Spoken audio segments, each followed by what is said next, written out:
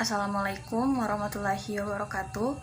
Perkenalkan, nama saya Nur Madani dengan NIM 2111600052. Kami dari kelompok 4 yang beranggotakan Firman Budiansyah, Irmawati, dan Dini Aryani yang akan membahas tentang perkembangan sains dan peradaban dunia pra-Islam pada masa Mesir kuno, Yunani kuno, dan Romawi kuno.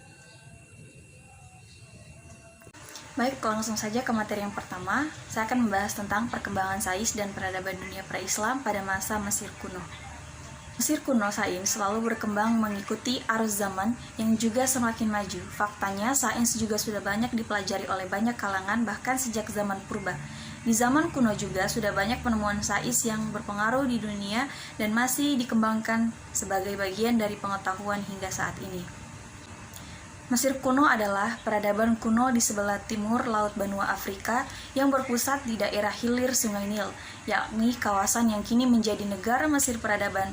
Ini dimulai dengan unifikasi Mesir Hulu dan Hilir sekitar 3150 sebelum Masehi, dan selanjutnya berkembang selama kurang lebih 3 milenium sejarahnya.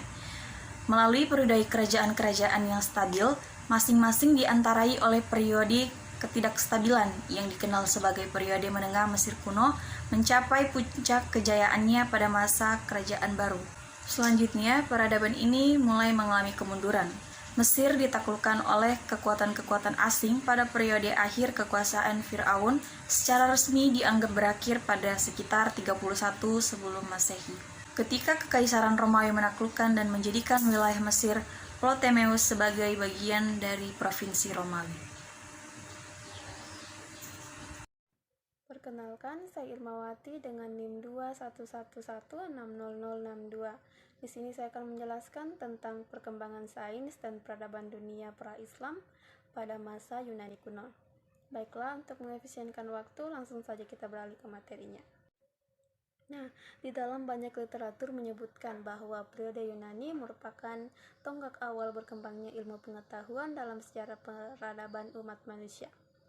Pada abad ke-6 sebelum Masehi telah terjadi apa yang sudah pernah dinamakan sebagai peristiwa ajaib Yunani atau yang disebut dengan The Great Miracle.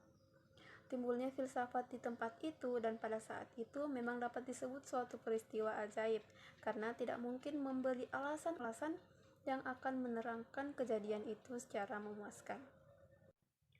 Perkembangan ilmu pengetahuan pada peradaban bangsa Yunani sangat luas, bermula dari keingintahuan tersebut untuk dimanfaatkan dalam kehidupan sehari-hari, seperti matematika geometri Euclid yang digunakan dalam pembangunan sebuah kuil di Athena, dan harmoni pada tangga nada dalam alat musik yang merupakan hasil dari matematika Pythagoras. Ada pula ilmu pengobatan yang dikembangkan oleh Hippocrates, taksonomi dalam biologi, serta mekanika yang awal mulanya dikembangkan oleh Aristoteles. Bahkan kelak pada saat Yunani dijajah oleh bangsa Romawi kuno, Archimedes, seorang ilmuwan di Pulau Kreta, memanfaatkan ilmu fisika dan matematika pada saat itu, sehingga sangat sulit bagi pasukan Romawi untuk menaklukkan pulau tersebut, karena pulau tersebut pada dinding lautnya memiliki sebuah katrol yang mampu mengangkat dan melumpuhkan kapal-kapal pasukan Romawi yang sangat besar. Assalamualaikum warahmatullahi wabarakatuh. Perkenalkan, nama saya Dini Aryani dengan NIM 2111600045. Baiklah, di sini saya akan menjelaskan tentang masa Romawi. Masa Romawi yang merupakan masa terakhir dari pertumbuhan ilmu pada zaman kuno dan merupakan masa yang paling sedikit memberikan sumbangsi pada sejarah ilmu dalam zaman kuno. Karena bangsa Romawi lebih memiliki kemahiran dan tertarik dalam kemampuan keinsinyuran dan keterampilan ketatalaksanaan serta mengatur hukum dan pemerintahan, bangsa ini tidak menekankan soal-soal praktis dan mengabaikan teori ilmiah, sehingga pada masa ini tidak muncul ilmuwan yang terkemuka. Dalam lapangan ilmu pengetahuan, bangsa Romawi bukanlah pencipta teori-teori, tetapi pelaksana teori yang telah ada sejak zaman Yunani. Dengan ini, mata rantai yang seakan-akan putus dalam perkembangan ilmu pengetahuan menjadi tumbuh kembali. Bila sarjana Yunani adalah ahli teori, maka sarjana Romawi adalah ahli praktek. Sebagian ilmu diteruskan oleh orang Yunani dan sebagian lagi oleh orang Romawi. Ptolemus, Galen, dan Strabo mereka hanya melanjutkan atau mengembangkan teori yang sudah ada pada zaman Yunani, bukan menghasilkan temuan baru. Mereka hanya menguji kebenaran teori yang telah dibuat oleh tokoh-tokoh sebelumnya. Assalamualaikum warahmatullahi wabarakatuh. Perkenalkan, saya Firman Budiansyah Yahya Hukum dengan NIM 2111600063, kelas TBIC, Prodi Tadris Bahasa Inggris. Oke, di sini saya akan membawakan materi tentang 5 penemuan sains di zaman kuno yang paling berpengaruh pada dunia. Pertama adalah teori bumi mengelilingi matahari. Teori yang menyatakan bahwa bumi dan planet lainnya mengelilingi matahari dapat disebut juga teori heliosentris. Yang kedua adalah kompas sudah ada di Tiongkok sejak zaman kuno.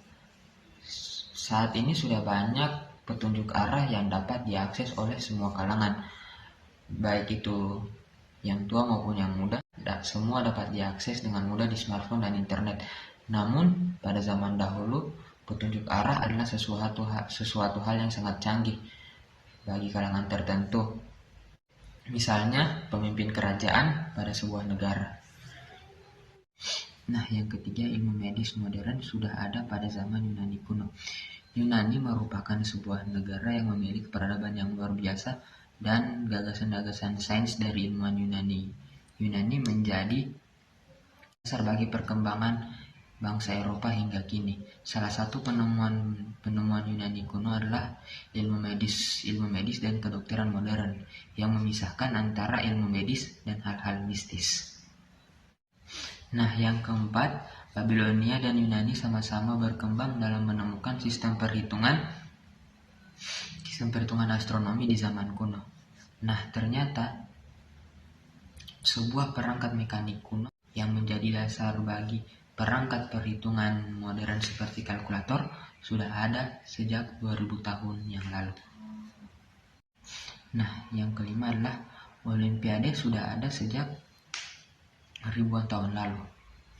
Nah, Olimpiade merupakan sebuah olahraga terbesar di dunia dan ternyata sudah ditemukan oleh bangsa Yunani pada 776 sebelum Masehi. Nah, seperti yang tercatat pada laman Olimpik. Oke, sekian dari saya dan kelompok saya. Assalamualaikum warahmatullahi wabarakatuh.